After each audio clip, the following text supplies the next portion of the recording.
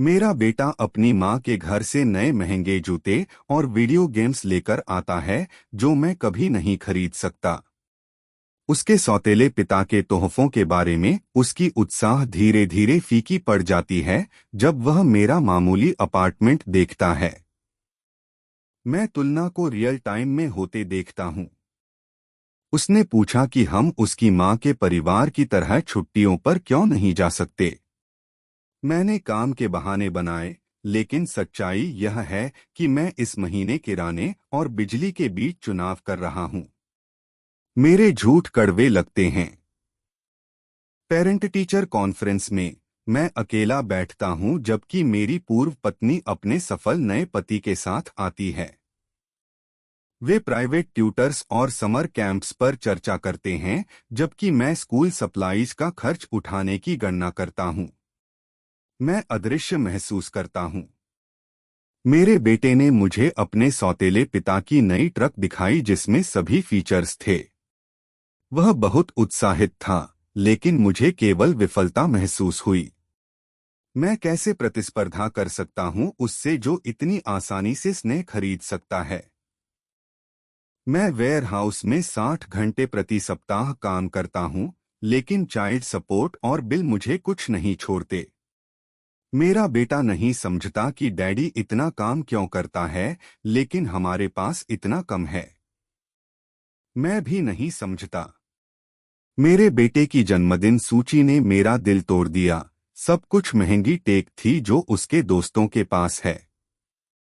मैं एक छोटी सी चीज पाने के लिए ओवरटाइम काम करूंगा, जबकि उसका सौतेला पिता उसे सब कुछ देगा। मैं निराशा वाला पिता बन रहा हूँ। मैंने अपने बेटे को अपने दोस्त से कहते सुना कि उसका असली पिता गरीब है। शब्द शारीरिक चोटों की तरह लगे। वह दुष्ट बनने की कोशिश नहीं कर रहा है, वह सिर्फ तथ्य बता रहा है जो मुझे नष्ट कर देते हैं। मेरे वेयरहाउस बॉस मिगुएल ने देखा कि मैं विचलित रहा हूं और गलतियां कर रहा हूं। उन्होंने मुझे अलग ले जाकर पूछा कि क्या गलत है। उनके सवाल में दयालुता ने मुझे वहीं तोड़ दिया। मैंने मिगुएल को सब कुछ कबूल किया, तलाक का वित्तीय तनाव, अपने बेटे को उसके अमीर सौतेले पिता को प्राथमिकता देते देखना, विफलता की तरह महसूस करना। उन्होंने सिर हिलाया जैसे वह खुद वहां रहे हैं, क्योंकि वह थे। मिगुएल ने मुझे तस्वीरें दिखाईं जब वह भी तलाकशुदा वेयरहाउस कर्मचारी थे। मैं 15 साल पहले आप ही था, उन्होंने कहा। उनका परिवर्तन देखकर मुझे वर्षों में पहली बार आशा की झलक मिली। उन्होंने समझाया कि घंटे की मजदूरी पर काम करना कभी भी मेरे बेटे के सौतेले पिता के साथ वित्तीय अंतर को बंद नहीं करेगा। आपको कुछ ऐसा बनाने की जरूरत है जो तब काम करे जब आप काम नहीं कर रहे हों, उन्होंने कहा। विचार क्रांतिकारी था। मिगुएल ने मुझे लॉजिस्टिक्स प्रॉफिट मार्जिन के बारे में सिखाया। मैं रोज हजारों डॉलर के माल ले जा रहा था लेकिन पैसे कमा रहा था। मुझे ट्रक का मालिक बनने की जरूरत थी, सिर्फ उसे लोड करने की नहीं। मेरी पहली साइड जॉब वीकेंड में मिगुएल के साथ ओवरफ्लो डिलीवरीज में मदद करना था। एक शनिवार ने मेरी साप्ताहिक वेयरहाउस पे से अधिक कमाया। संभावना चौंका देने वाली थी। मैंने मिगुएल की मदद से अपनी पहली यूज्ड डिलीवरी वैन खरीदी। कागजी कार्रवाई ने मुझे डराया, लेकिन सिर्फ उपयोग करने के बजाय एक संपत्ति का मालिक होना शक्तिशाली लगा। मेरे बेटे ने मुझे इसे साफ करने में मदद की। मेरा बेटा अपने सौतेले पिता के तोहफों के बजाय डैड के बिजनेस के बारे में उत्साहित होना शुरू कर दिया। वह मेरी डिलीवरीज के बारे में पूछता और कागजी कार्रवाई में मदद करता। गतिशीलता बदल रही थी। मुझे मिगुएल के रेफरल के माध्यम से मेरा पहला स्वतंत्र क्लाइंट मिला। एक छोटे व्यवसाय को नियमित डिलीवरीज की आवश्यकता थी। अनुबंध वेयरहाउस काम के 2 महीनों से अधिक मूल्य का था। मैंने अपनी वेयरहाउस नौकरी छोड़ दी जब मेरे व्यवसाय की आय ने मेरे वेतन से मेल खाया। डर वास्तविक था, लेकिन डैड की कंपनी में अपने बेटे के गर्व को देखना इसके लायक बना दिया। हमने मेरा पहला क्रेडिट कार्ड पूरी तरह से चुका दिया। मेरे बेटे और मैंने एक महंगे आउटिंग के बजाय आइसक्रीम के साथ जश्न मनाया। सरल आनंद किसी भी फैंसी उपहार से अधिक वास्तविक लगा। मेरा व्यवसाय 1 साल के भीतर 3 वैन तक बढ़ गया। मैंने वेयरहाउस से 2 अन्य अकेले पिताओं को काम पर रखा। हम एक साथ कुछ बना रहे हैं, बजाय अलग अलग बस जीवित रहने के। मेरे बेटे ने समर ब्रेक के दौरान मेरे साथ अतिरिक्त समय बिताना चुना। तोहफों या यात्राओं के कारण नहीं, बल्कि इसलिए क्योंकि वह व्यवसाय में मदद करना चाहता था। चुनाव किसी भी खरीद से बेहतर लगा।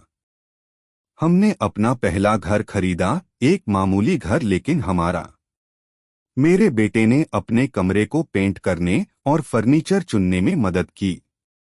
स्वामित्व का गर्व किसी भी किराए से बेहतर था। अगले स्कूल इवेंट में मैं अपनी कंपनी की वैन में आया, बजाय अपनी पुरानी कार पार्क करने की चिंता के। मेरे बेटे ने मुझे मेरे पिता जो अपना व्यवसाय चलाते हैं के रूप में पेश किया। मेरी पूर्व पत्नी ने मेरे प्रति हमारे बेटे के रवैये में बदलाव देखा। उसने टिप्पणी की कि वह अब लगातार डैड के बिजनेस के बारे में बात करता है। उसकी आवाज में सम्मान नया था। हमने अपना सारा कर्ज चुका दिया, हर क्रेडिट कार्ड, तलाक से संबंधित हर लोन। स्वतंत्रता मेरे द्वारा किए गए किसी भी वित्तीय बोझ से भारी लगी। मेरा बेटा अब पैसे को अलग तरीके से समझता है। वह इसे काम के माध्यम से एक साथ बनाने की चीज के रूप में देखता है, न कि सिर्फ खिलौनों पर खर्च की जाने वाली चीज के रूप में। मानसिकता बदलाव स्वाभाविक रूप से हुआ। मैंने कम्युनिटी सेंटर में अन्य अकेले पिताओं को व्यवसाय की बुनियादी बातें सिखाना शुरू किया। प्रत्येक व्यक्ति जिसकी मैं मदद करता हूं, वह मेरे अपने दर्दनाक अतीत के एक और टुकड़े को ठीक करने जैसा लगता है। मिगुएल और मैं अब बॉस और कर्मचारी के बजाय बिजनेस पार्टनर हैं। छात्र वास्तव में सहकर्मी बन गया है। वह कहते हैं कि मैं क्लाइंट की जरूरतों को बेहतर समझता हूं क्योंकि मुझे संघर्ष याद है। हमने अपनी पहली वास्तविक छुट्टी ली, पहाड़ों की सड़क यात्रा। कोई फैंसी रिसॉर्ट्स नहीं, सिर्फ कैंपिंग और हाइकिंग।